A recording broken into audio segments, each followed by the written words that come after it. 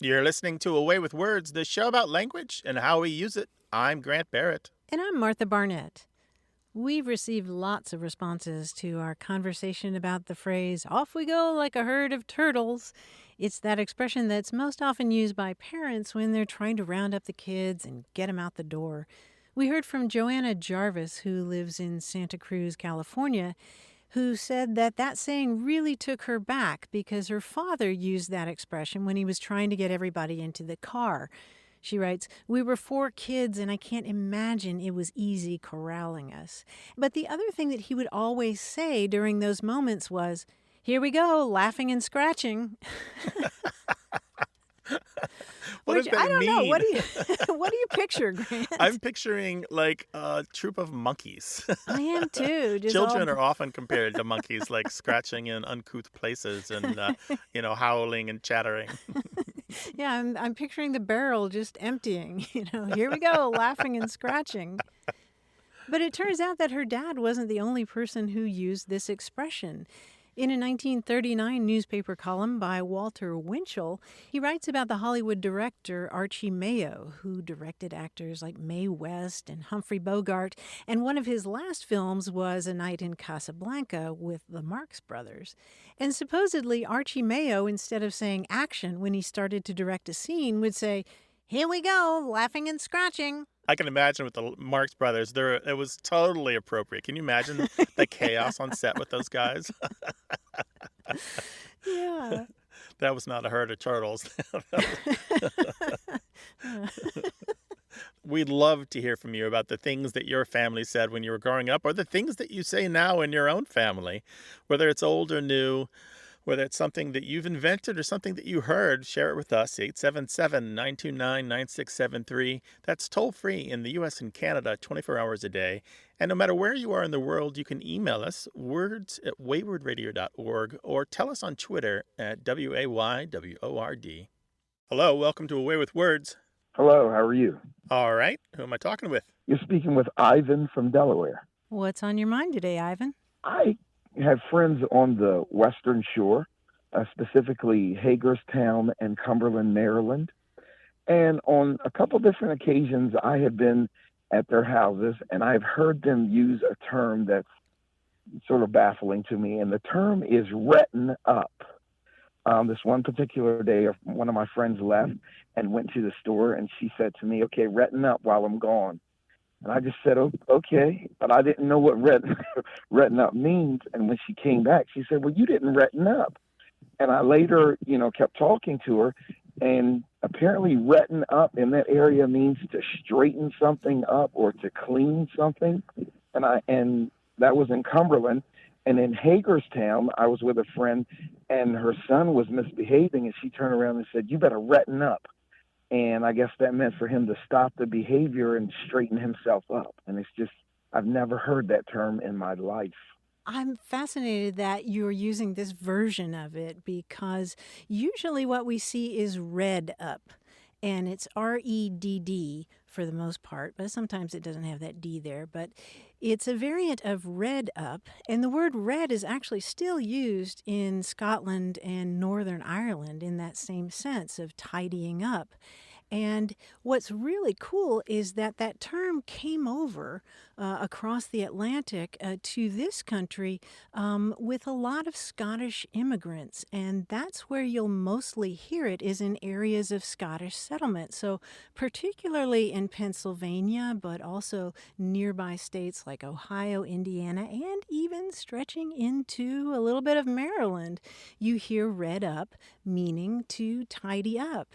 And it's particularly common in Pennsylvania. In fact, in 2006, when Major League Baseball's All-Star Game was going to be played in Pittsburgh, the mayor there had billboards put up all over the city that said, "It's time to red up Pittsburgh because company's coming." Well, you have just blown my mind because my friend in Hagerstown always talks about her grandfather being Scottish.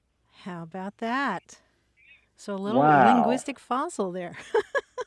Yes, that is amazing. Okay, so it's red up and not actually retten up, but they say retten Well, up. Some people do say retten. Yeah, with some people do T's. say it. Yeah. Mm-hmm. Okay. Well, I thank you. Take care now. Yeah, thanks so much All for right, thank calling. you. Bye-bye. All right, Yes, ma'am. bye-bye. Bye. Yeah, red up and red are still used in Scotland, like you said, in Ireland and some of the northern counties of England. Mm-hmm. And it's related to older meanings from the 1700s having to do with reaping or clearing and preparing land. So not only has a history of several hundred years in the United States, but several hundred years more in the United Kingdom. We love hearing your stories about going to another part of the country and hearing a word or phrase that you've never heard before that really leaves you puzzled. This is the place to talk about it. 877-929-9673 or send the story to us in email. That address is words@waywardradio.org.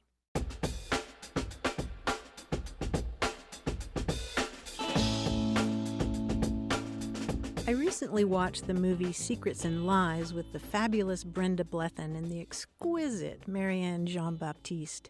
It was made in 1996, and the movie's a real delight.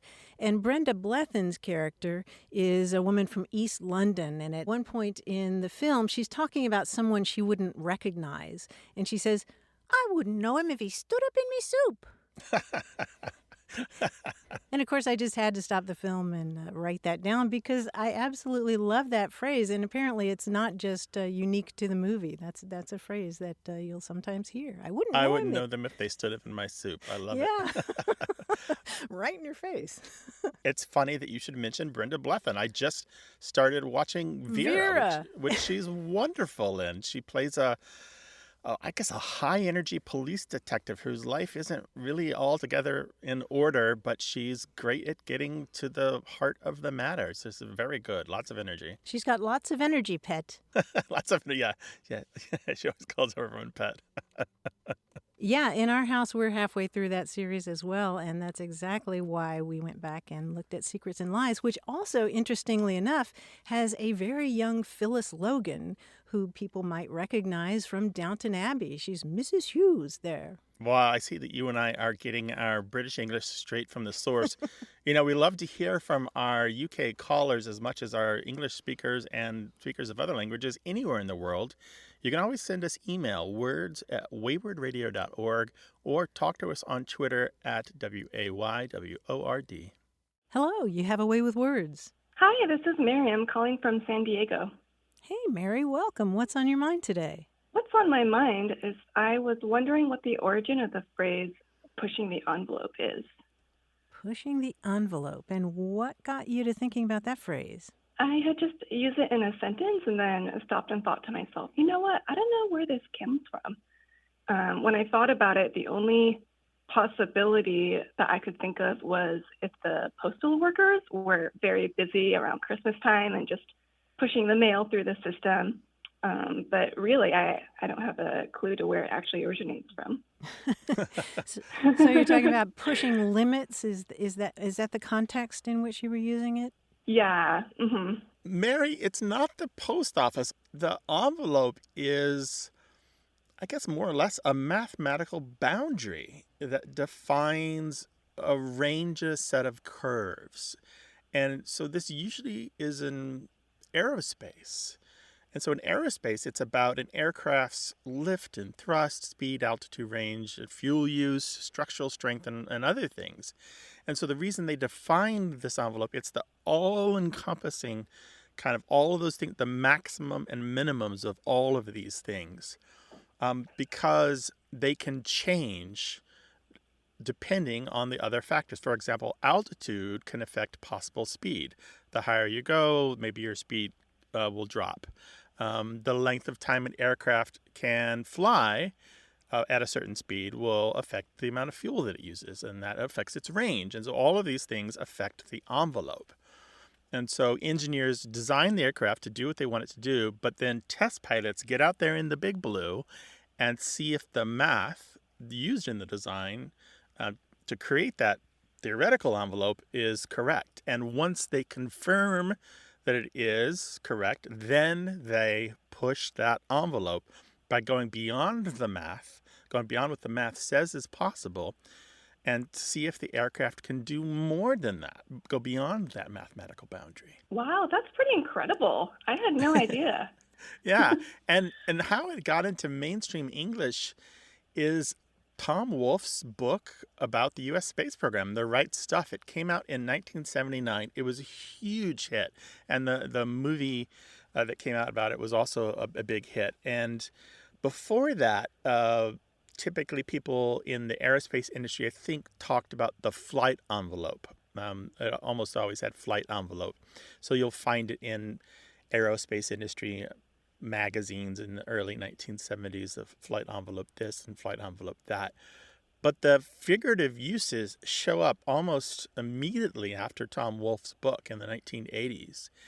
And you can just see it just kind of take off from there. So people talk about pushing the envelope in sports, or pushing the envelope in politics, or in science. And it's a great term. It just immediately was borrowed into all these other fields. It just the utility of it is astonishing. But flight envelope as a term, not pushing the flight envelope, dates to the 1940s. And then envelope alone, to indicate the larger encompassing or intersecting curve, that originally comes from mathematics, goes well back into the mid-1800s. An amazing explanation. I had no idea that it reached back that far, and pretty quickly took off after that book was published into common usage.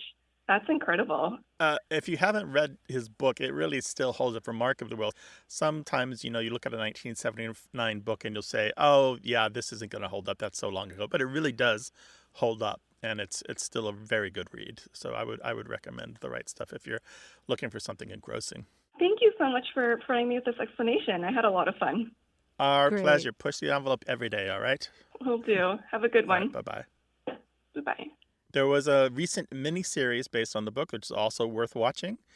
And frankly, Martha, I hope more callers push the envelope and give us a ring. What number would they call for that, Grant?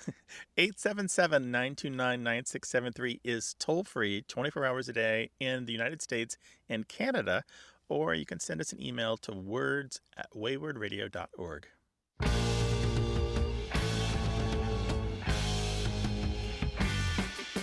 We were talking a few weeks ago about expressions around the world for somebody who's a cheapskate, very miserly. And we talked about, for example, the Spanish phrase cocodrilo en el bolsillo, which means a crocodile in the pocket. But we heard from Stephen Hilty, who shared a term that he had heard that I really like for this, and that's taffy pockets. Oh, yes, I saw that. I laughed. I saw that email and I laughed. Because you can just imagine somebody like, I can't get my hand out of my pocket. It's stuck in my can't. My money's like taffy. Mm-hmm, right. 877-929-9673. Podcast listeners can reach out to us at any time. International listeners can use WhatsApp at 1-619-800-4443. Listeners in the UK can call via regular phone 020-3286-5677. In Mexico, call 55-8421-8567. That's 55-8421-8567. And in the United States and Canada, call toll-free 1-877-929-9673. You're listening to Away with Words, the show about language and how we use it. I'm Grant Barrett. And I'm Martha Barnett, and striding to the mic and settling into his chair and putting on his headphones, why, it's our quiz guy, John Chinesky. Hey, Martha. Hi, Grant. How are you guys today? All right, well. John, how about you? Terrific. A lot of times I like to make the centerpiece of my quizzes some sort of thing that has to do with words that's out there in the culture. And this is something that I just thought about recently that I'd forgotten about, which is I used to be a member of Toastmasters. Are you guys familiar with Toastmasters? Yeah, yeah. sure. They help you be comfortable speaking in public. That's exactly it, right. When I attended the meetings, I recall they did their best to help you unlearn certain speech habits. For example, if you would frequently use fillers to pad your speech, like or you'd be encouraged to not do that. Right. So let's focus on today, E-R. I'll give you a hint to a common two-word phrase or name in which both words end in E-R. You tell me what I'm looking for, but please leave out the ER. For example, if I said, engineer Lonnie Johnson invented this item which can pretty much be described as an overachieving water gun, you would say, soup soak. Yeah, instead of Soup super soaker. Instead of soup, soak, we don't want to Okay, use the got ers. it. Let's try a few more. Now, remember, if I hear you say at all, it's a fail, okay? Ooh. All right. Okay. Okay, here's the first one. It's flat and it's brown, and you typically find it wrapped around raw meat, like a few lamb chops or a couple of skirt steaks. Flat and brown, wrapped around raw meat like skirt steaks. Yeah. Butch Pape? Yes, butch pape. Nicely done, Martha. Instead of butcher paper. Okay, got it. Yes, instead of butcher paper, right. Now, this is a slangy way of referring to your accountant, specifically one who's good at math. Numb crunch. He's a numb crunch. Yeah. I would also have accepted pape push. Right. But for the math, it is numb crunch, number cruncher, or paper pusher. Here we go. It's typically found in an office, though little work gets done around it. Instead, it's the centerpiece for relaxing and sharing gossip. What cool. What cool. What cool, yes, the water cooler. Honk if you love words is definitely a version of this I would definitely buy. Bump stick. Bump stick. Yes, a bump stick or bumper sticker. Now, my dad was one of these for over 40 years, though when he did it, they called him a mailman. Oh, Let carry. Yeah. Yes, carry? let carry. He was a letter carrier. Very good. Now, careful. This is a triple. There's only 2 words, but it's still a triple. A person who lives a lifestyle in which most or all of their food is obtained by trapping or shooting and maybe some foraging is described this way. A hunt gath. A hunt gath, yes. Instead of hunter or gatherer. Hunter, Oh. gatherer. I was Hunt trying to gath, figure out the all right. triple It's part. just, that's the triple part. 3 ers in there, and just hunt gath is correct for hunter gatherer. Well, that's my my quiz called Blanker for today, and you guys were fantastic. You guys get to move to the next level of Toastmasters, whatever it is. John, it's been great fun. Give our best to the family. We'll talk to you next week. Will do. You too. All right, be well. Bye, John.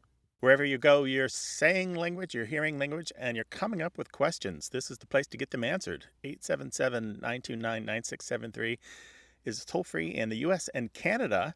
And no matter where you are in the world or what language you speak, try us out. Send us an email to words@waywardradio.org.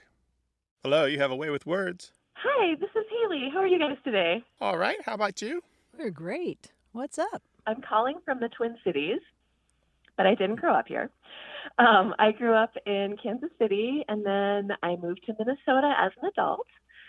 So now I tend not to notice the differences between these 2 places as much as I did because I feel pretty well acclimated to the Minnesota way of things. However, in the last 2 years with quarantines and isolation and working from home, I've just been looking out my window a lot more and spending more time outside. And I'm a poet, so I often notice little possibilities in language. And in the last 2 years, I really have started wondering about the seasons. It's very clear in Kansas what the 4 seasons are, or at least it seemed that way to me as a child. In Minnesota, I'm really seeing that there might be more than 4 seasons. And so I'm starting to wonder about these possible transition seasons, especially around winter, because you may have heard of the 6-month winter we have up here. But it does seem like maybe there's more variation in the other seasons too. And so I started to wonder, and I knew that you guys would know, or at least be able to find out for me, if there are other cultures that have other names for seasons that I've never thought of before, or maybe even further back in history, there have been more seasons that the English language has named. So I'm just really curious to hear what you guys know about this. Haley, I'll tell you what springs to mind immediately for me, and this is something that I learned from our listeners in Fairbanks, Alaska, even farther north. They have lots of seasons there, and the one that they taught me about was breakup. it's breakup season, then that's not when you when you suddenly have a new ex. Breakup season is in April and May, and that's when the snow melts and people actually wear breakup boots, which are rubberized boots because you've got so much mess, from the snow melting. There's breakup, and then there's greenup, which happens early to mid-May, and that's just this sudden explosion of green. They get really excited talking about that in Alaska. So you have breakup and greenup, and then you go through several other seasons like early summer, high summer, fall, early winter, solstice season, high winter, springtime, winter, and then you're back to breakup, which was a revelation for me because I tell you, Grant and I both live here in sunny San Diego, and there used to be a meteorologist on TV, and his little saying was, our spring is in the summer, our summer is in the fall, our fall is in the winter, and our winter's not at all. Oh, I love that. Wow. But Haley, there are also, particularly for the English-speaking countries in the Northern Hemisphere, there are also a lot of terms for a period of colder, harsh weather that comes after the first period of pleasant spring weather. You get that first warm week or few days and you think, this is it. We've arrived. Put the sweaters away. Get out the shorts. And then you get like a cold storm or more frost or more snow. And there's so many terms for this. And almost all of them have to do with that the cold weather comes after something has appeared because it's spring. For example, dogwood winter is a term for that. It comes after the dogwoods blossom, or bloom winter, after the blooms of a variety of plants. And there's foxgrape winter, blackbird storm, buzzard storm, oak winter, whippoorwill storm, redwood or redbud winter, onion snow, and frog storm, which is it's not something biblical. It's just after the frogs have come out of their hibernation. And one more, which I love, is snowball winter, but it has nothing at all to do with snow. It's about viburnum, the snowball bushes that have these big clusters of white flowers, white blossoms that look kind of like snowballs. And as a child, my brother and I used to lie underneath the viburnum bushes in the yard, much to my mother's anger, and just rattle them so that the petals would flutter down on us like snowflakes. So there's a ton of these. There's even, blackberry storm is blackberry winter. And these are in May and June when the blackberries bloom. And then in the UK, there's blackthorn winter. Blackthorn is a hedgerow shrub. I don't know if you've heard of it. It's got white flowers that blossom in March or April. And that blackthorn winter has a corresponding term in a lot of European cultures and languages because it happens, blackthorn is spread throughout Europe. Whoa. There's so many of these, and there's more. I mean, how much more do you want?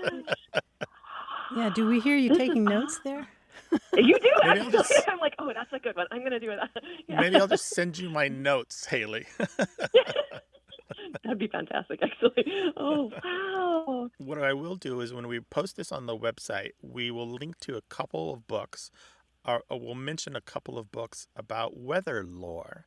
And they include not only proverbs and sayings about how to predict the weather, but some of these terms are included in there. Well, you guys, I am going to make just a list of the ones that you gave me right now and put them for my students. And this is going to be an assignment for them that they have to write a poem about one of these seasons. Ooh. That sounds so you'll fantastic. have lots of poems. How wonderful. Yeah, please send us the results. Absolutely. For sure I will. Yeah. All right. Haley, good luck. Send us some of the poems, all right? Oh, thank you. I will. Thank you so All right. much. Take care now. Be well. You too. Bye. Bye-bye. What do you call those odd in-between seasons that aren't quite fall, aren't quite winter, not spring, not summer? Maybe it's a little warmer than it should be, or a little colder than it should be, or wetter or drier than it ought to be. We know there's a term for it where you live, anywhere in the world. 877-929-9673 is toll-free 24 hours a day in the U.S. and Canada.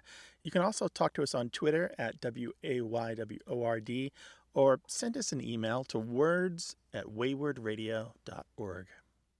Hello, you have a way with words. Hi, Martha and Grant. This is Ryan McHale calling from Linkit Ani, the land of the Tlingit in Ketchikan, Alaska. Hi, Ryan. How you doing? Hi, Ryan. Doing good. I have a question because I work as a curator of exhibits at Ketchikan Museums, and we recently had an exhibit opening. And when I was sending out personal invites, I had two people respond that they were going to arrive dressed in bells. And after I got over the shock of thinking that they were actually going to come dressed in bells, I started to think about where that actually originated from and what it means. Did they say, I'll be there dressed in bells, or did they phrase it differently? Yeah, what words did they Yes, use? they texted back saying, I'll be there dressed in bells. And I've never heard that before. Wow, that's a new one on us. Of course, the far more common expression is "I'll be there with bells on," meaning I'll be there full of excitement and anticipation, or I'm going to be a really enthusiastic participant. I'm going to help make it Oh, festive and fun. You wouldn't say "I'll be there with bells on" if you're, for example, going to a funeral or going to take the SAT or something. But yeah. wow. Huh. Do you know where that originates?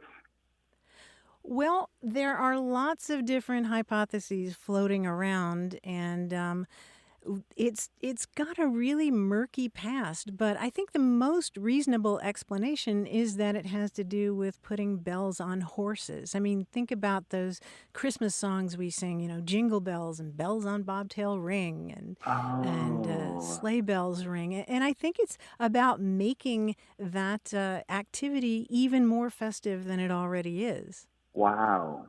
That's very interesting. That's the one that makes the most sense to me. Grant, you and I have talked before about other stories, like maybe it has to do with the bells on a court jester's hat, but that really doesn't have any evidence to back it up. Yeah, that was the first thing that came to mind. Bells on a costume or any kind of dress would be festive, but the expression is relatively late in English's history, long after such things were customary. So it's the late 1800s, 1890s or so, and by that time, bells weren't really common on costume. Wow, that's interesting. But Yeah, dressed in bells. That's the phrase, dressed in Justin Bell. bells. Dressed in bells or with bells on, yeah, that's interesting. Yeah, with bells on. That's awesome. Yeah, this is wonderful. We love this report from Ketchikan, and I hope you'll listen for more instances of this and let us know if that happens. Ryan, our man Yes, in I Ketchikan, will. thank you very much. I love listening to you guys. Thank you so much. Take care now. Thanks. Bye All bye. right, bye-bye. What word or phrase has caught your ear lately? We'd love to hear about it, so give us a call, 877-929-9673, or send it to us in email. That address is words@waywardradio.org. Hello, you have a way with words. Hi there, this is Shelley calling from Carnelian Bay, California, which is on the north shore of Lake Tahoe. So what's on your mind today, Shelley? Well, actually, it's something that is fairly subtle, but it really stood out to me recently. I've been listening to a wonderful etiquette podcast, and on one episode, the female host spoke of someone as being self-depreciating. And honestly, when I heard that, I stopped in my tracks and I thought, surely I misheard her, or perhaps she just had a rare slip of the tongue. But then a couple of episodes later, the male host spoke of someone speaking in a self-depreciating manner. And I definitely can be self-deprecating on occasion, but I would never describe myself as self-depreciating. I'd never heard that before. So I'm left wondering, is self-depreciating even a real word or expression?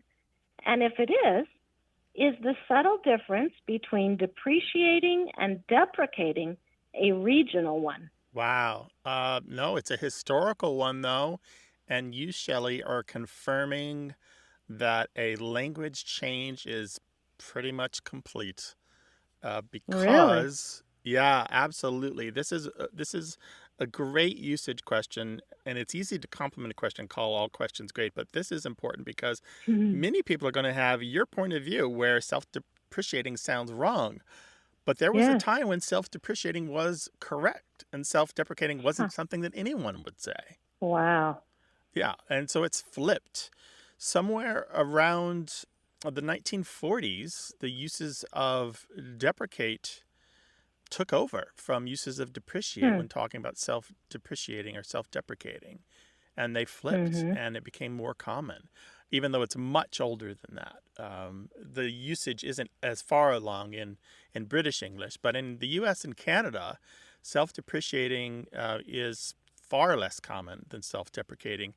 The usage expert Brian Garner, in his book Modern English Usage, says that self-deprecating is 50 times as common as self-depreciating, although self-deprecating is traditionally viewed as incorrect. But he also How notes that the interesting. battle is over. And this is important because Garner is usually very reluctant to give up any ground on language change. So the fact that he agrees that it's just done and to stop arguing the point is important. So I'm not wrong saying self-deprecating. No, you're Not at not wrong. all. There may be a Okay. handful, a tiny number of people still hanging on to self-depreciating, and self-depreciating isn't wrong. It's just now less Right. common.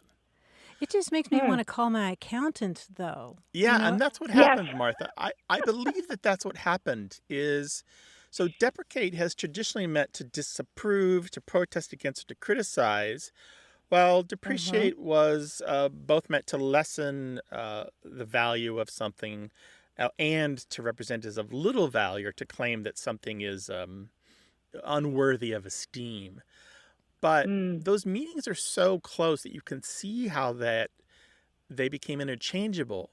But as financial literacy became more common, terms like depreciate seemed more appropriate for discussing property and finances than Right. discussing one's character or one's self-worth. Sounds good. Well, thank you so much. All right, take care. Bye-bye. Bye-bye. We'd love to hear more questions like that. Give us a call, 877-929-9673, or send them to us in email. The address is words@waywardradio.org.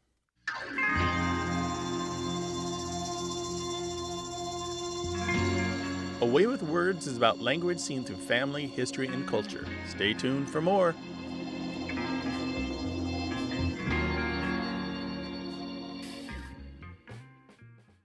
You're listening to A Way with Words, the show about language and how we use it. I'm Martha Barnett. And I'm Grant Barrett. Martha, you know my house is a trivia house, right? Yes. Do you know what that means? Well, I know that you guys know a lot, all of you. And, Well, we read Trivial Pursuit cards at mealtimes. wait, what? Yeah, we read each other trivia questions. And Of my course you wife, do. Sarah, and I are part of Learn League, which is a high-level online trivia competition. She has tried out for trivia television shows like Jeopardy! She watches trivia like Jeopardy! Every night. And she's part of several online quiz leagues that do their competitions on Zoom. And this year we added one more thing to our trivia household. Our son Guthrie has taken up Academic League, which is a high school quiz league. You mean like College Bowl or Quiz Bowl? Something like that? Yeah, it's exactly like that.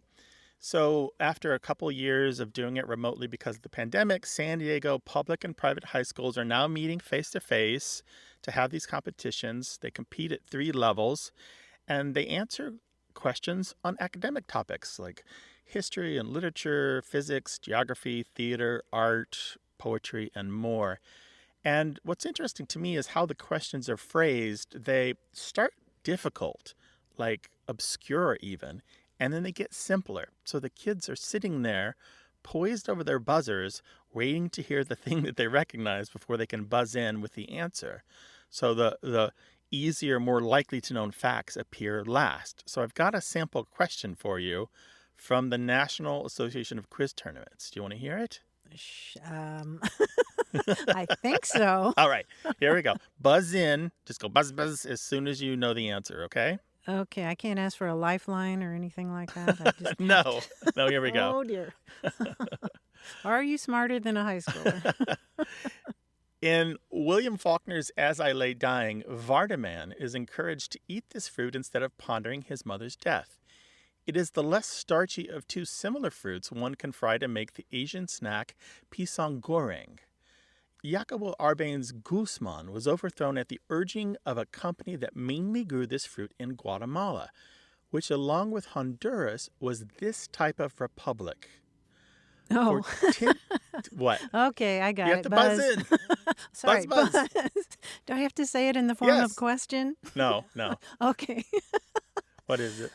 I finally got it. It's got to be banana, right? Yeah, it's a banana. Yeah. Okay. The last part was, for 10 points, name this fruit sold by Chiquita. That's absolutely... Like, if you Oh. didn't know it by that point, that was going to give it to you. But I love the way that initially it seems really difficult. I can't remember fruit from As I Lay Dying, but then as you went farther and farther along, it's sort of like watching a sunrise. Yes, you would have had to have read the book recently or analyzed it recently, really, or have been an expert in Faulkner to remember the banana, I think. I guess so. But I love that construct of starting from difficult to easy. Yeah, the tension is palpable when a question goes on and on and on Oh, I and bet. gets to the simple part and nobody has buzzed in. Most adults wouldn't do much better than the kids because they're difficult questions, although it is clear that there is an advantage for adults because the more decades that you live, the more that you know. And Mhm. even the 80s and the 90s are distant history to children born in the 2000s. Sure. So I'm picturing you and Sarah in the audience trying not to raise your hand. Yeah, we elbow each other when we know that the other one knows the answer because that would be Mm. something that we discussed recently or something that came up in trivia at home. I would encourage our listeners to try to get involved as a supporter or even a coach at Academic League in their high school or middle school. Sometimes they're just looking for someone to attend and applaud. Sometimes they're looking for someone to provide refreshment. So it's really not a bad way to spend a couple hours once a week.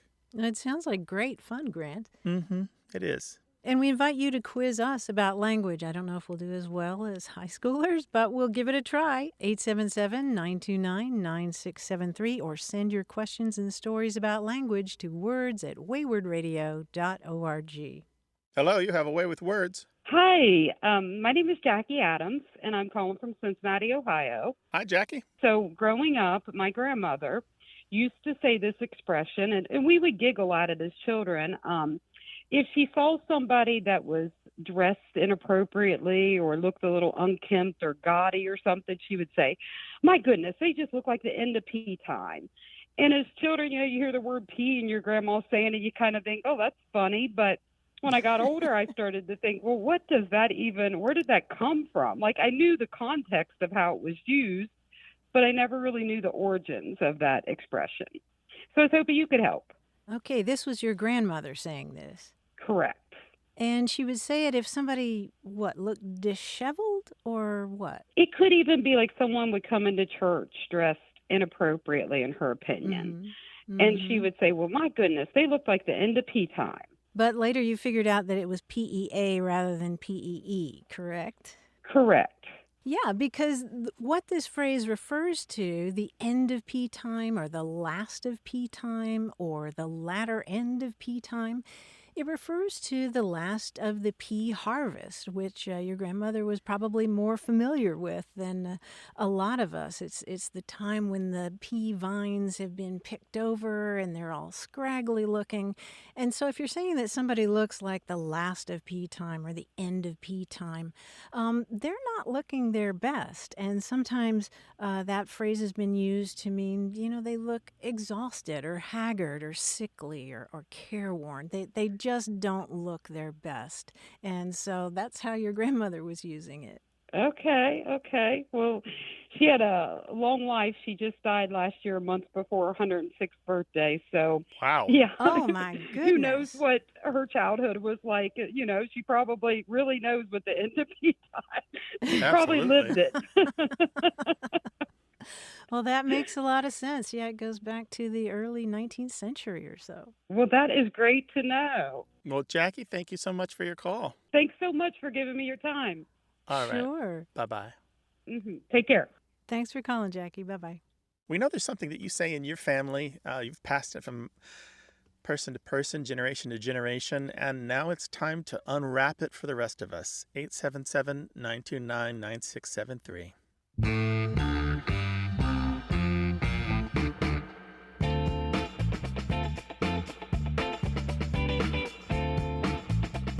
We heard from Janet Hayes in San Antonio, Texas, who was talking about an expression that we've discussed before, which is, has your sufficiency been suffincified? It's something that people say after dinner, have you had enough to eat? And there are different versions of this, but she shared a couple of versions that I've never seen before. She says her mother's short version was, my sufficiency has been suffincified, and any more would be flippity flop. And her... Which I really like the mixture of registers tone there. Yeah. And then her uncle's longer version is, I've had sufficiency of all the numerous delicacies offered. Any more would be a superfluity. Gastronomical science admonishes me that I have reached a point consistent with dietetical economy. In other words, any more would be flippity flop. The last part, I'm like, where? What? Flippity flop? What does that mean? Why? But there's no asking English why. It just is. It just is. We do our best week after week to explain why. And you can call us and we'll try. 877-929-9673, or find out why in email, words@waywardradio.org. Hi there. You have a way with words. Hello, Martha. My name is Nancy, and I'm calling from Newport, Kentucky. Well, welcome to the show, Nancy. What can we do for you? I was thinking about it one day, and I realized that I had heard something that I've never been able to figure out. I had 2 children here, and the second child was a girl, the first a boy. Old women, I loved them very much, came and got little dresses for the girl. During that time, I was frequently told by these women that I was so lucky to have a pigeon pair. A pigeon pair? Yes, a pigeon pair. And so did you have them as a set? Did you have boy and girl twins at once or separately? I had them separately. The boy was the elder. And how far apart were they? 4 years. 4 years, okay. And what did you take that to mean? Did you ask them to explain? My daughter was a very difficult child, and I never got around to asking them. Unfortunately, they all became older and moved or died. So you've got a boy and girl, and people call them a pigeon pair. And so your question that you've wanted to know and have answered is, what in the world is a pigeon pair? And then I assume that's Pigeon. Yes, sir. It is. Yeah. Well, there's an answer, and it goes back to the likelihood that pigeons and doves, which are basically part of the same family of birds, usually have broods that are made of 2 eggs, 2 chicks. And so at one point, it was believed that they were always male and female and that they would go on to have a brood of their own. And so if you have a pigeon pair of a boy and a girl, it's like you are a pigeon. You have 1 boy and 1 girl in your brood. That is funny. Yeah. It goes back at least 200 years, probably much older than that. There's actually a line in Hamlet that refers to doves and their fact that they have 2 eggs. Typically, it's something like, as patient as the female dove when that her golden couplets are disclosed, meaning when her 2 eggs are hatched. How funny. How lovely. Yeah. I was an older mother. Yeah.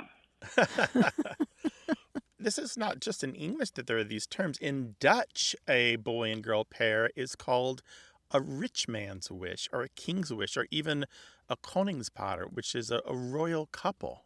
And in French, it's similar. It's a souhait du roi, which is the king's wish.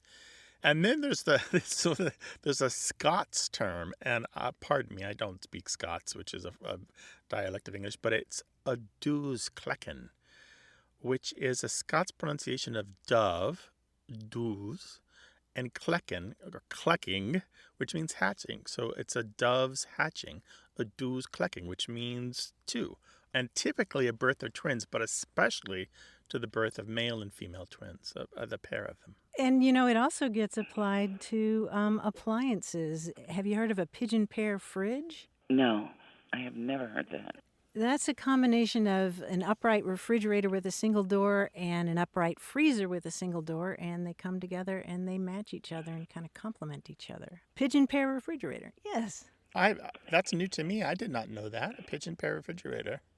This area is largely Appalachian, with a big influx of German and Irish, which can also be Appalachian.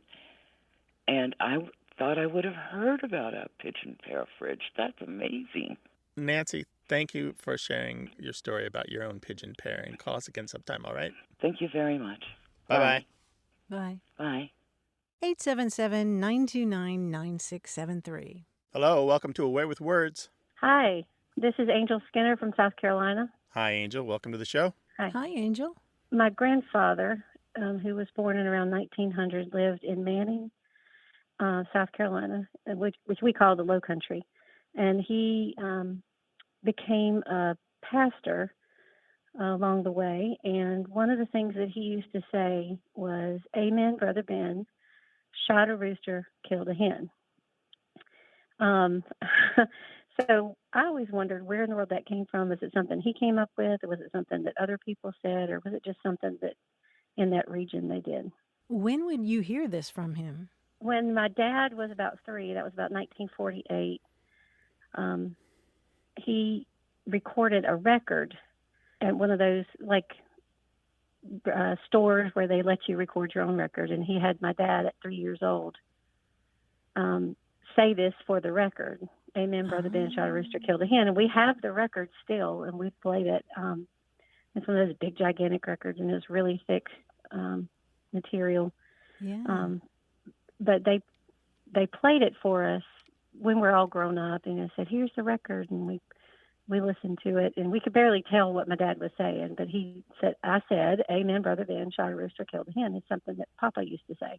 So I just wondered what the origin of that was. And he was 3 years old at the time? Right. It was 1948 or 49. You know, that makes a lot of sense to me because so often we see versions of "Amen, Brother Ben" as kind of a joking version of a prayer, the way that kids learn to say grace at the table. So that makes a lot of sense to me. There are lots of versions like "Amen, Brother Ben, shot a rooster, killed a hen, rooster died, chicken cried, and everybody was mortified," or "everybody went home satisfied." That's a lot longer than I have seen. Well, a shorter version is "Amen, Brother Ben, pass the butter, let's begin," meaning let's get the prayer before the meal out of the way and dig in. In fact, there's another one, "Amen, Brother Ben, back your ears and dive in." That's the one I was going to say. Dive into that big plate of food. And, as a preacher's kid myself, I can really appreciate this. I remember when my nephew Drew was really, really small, and he was called on to say grace by my father, who was a minister. And he looked pretty nervous because I don't think he'd been asked to do that before. And so he said, "Bless this food to the nourishment of our bodies." And then he kind of hesitated and said, "If at first you don't succeed, try again. Amen." It was so cute. Because he knew it was going to be something, something formulaic, and that was the only thing he could think of as a little kid. The guy did his best. But that phrase, "Amen, Brother Ben," has been around for quite a while and used in different contexts as well. Yeah, an Americanism dating to the 1880s at least, probably earlier. I have never heard it except for my grandfather, so that is really neat. It's around. Well, what a gift that you have that record. That is how about amazing. That? Yeah. Your father at 3. Yeah, it was really neat to hear him. And he sounded a lot like my then little tiny one that I heard. Mm-hmm. Well, Angel, thank you for sharing these memories with us. I'm sure we'll get a lot of those made-up prayers, those not quite real prayers. Yeah. I remember we were so proud of ourselves for saying "Buddha, Buddha, thanks for the Fuda." Trying to be ecumenical. Oh, no. Well, at my house, it's what you say. Well, it's what I say to my kids when they say something that I really agree with. "Amen, Brother Ben, shot a rooster, killed a hen." and we just use that as an encouragement. Yep, that's right. Oh, that's so sweet that you're carrying it on. Take care now, Angel. Thanks for All right, calling. thank you. Bye-bye. Alrighty, Bye-bye. bye-bye. There's the real grace, the real prayers you say at a meal, and just the jokey ones you say when the parents aren't paying attention. We'd like to hear the latter, 877-929-9673, or tell us an email, words@waywardradio.org. Our team includes senior producer Stephanie Levine, engineer and editor Tim Felton, production assistant Rachel Elizabeth Weisler, and quiz guy John Chinesky. We'd love to hear from you, no matter where you are in the world. Go to waywardradio.org/contact. Subscribe to the podcast, hear hundreds of past episodes, and get the newsletter at waywardradio.org. Whenever you have a language story or question, our toll-free line is open in the U.S. and Canada, 1-877-929-9673. Or send your thoughts to words@waywardradio.org. A Way with Words is an independent production of Wayward Inc., a nonprofit supported by listeners and organizations who are changing the way the world talks about language. Special thanks to Michael Breslauer, Josh Eccles, Claire Grotting, Bruce Rogo, Rick Seidenworm, and Betty Willis. Thanks for listening. I'm Martha Barnett. And I'm Grant Barrett. Until next time, goodbye. Bye.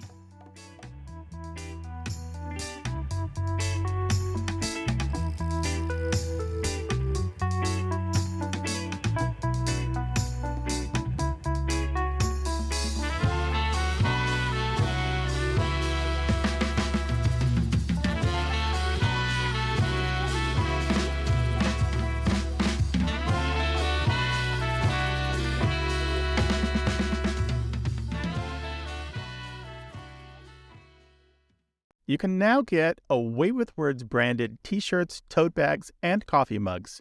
Go to waywardradio.org and click on the store link.